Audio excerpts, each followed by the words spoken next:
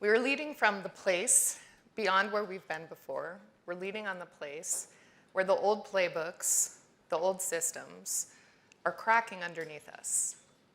Many of us are working as hard as we can to transform old systems, old ways of working, old strategies. And many of us, particularly here in this region, are building new systems as fast as we can. But regardless, everybody here is responsible for leading our teams into the unknown where certainty is rare and where we have to rebuild the playbook. One of the things that my firm, SYPartners, has done for 30 years is actually help leaders ask bigger and bolder questions. So stepping out of previous strategies in times of transformation, in times that ask more of us, from Fortune 100 companies, recognized leaders all over the world, to really promising startups, from cultural institutions to governments that are building their futures for their people daily. What we're finding again and again is that the most transformative leaders are those asking the most courageous questions. And these are questions that are not just about strategy. They're bigger than that. They go deeper than that. They're questions which, by the act of asking, changes the field of what's possible. They open up possibility. They reframe what we're seeing, and they connect people and teams around these questions in order to create new things forward. Questions are often thought of as a soft skill, but they're not. Particularly today, particularly in such a time of transformation, such a time of unknown, they are a survival skill. Let's make this real. So Brian Chesky at Airbnb, he could have asked a question like, how do we monetize a spare room, a second house? But instead he asked the question, what if travel was about belonging? This created an $85 billion business and has revolutionized hospitality around the world. In the days after the Oprah Winfrey Show, Oprah could have asked, what's next for me after television? Instead, she asked, how can I help other people find their purpose as an expression of my own? And this launched new platforms, new communications, and a global tour that filled arenas with people that were asking questions about the life they wanted to live.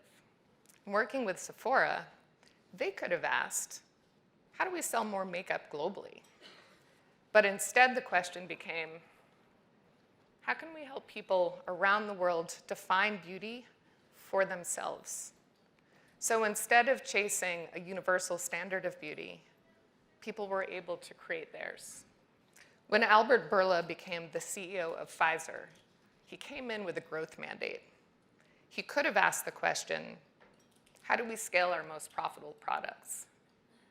But instead, he challenged the organization, what if we dedicated all of our talent, our energy, our capital in the creation of breakthroughs that change people's lives? That question transformed Pfizer top to bottom and enabled them to be the kind of organization that could deliver the COVID vaccine in 8 months instead of 8 years. But finding this question is hard. Standing in the uncertainty is hard.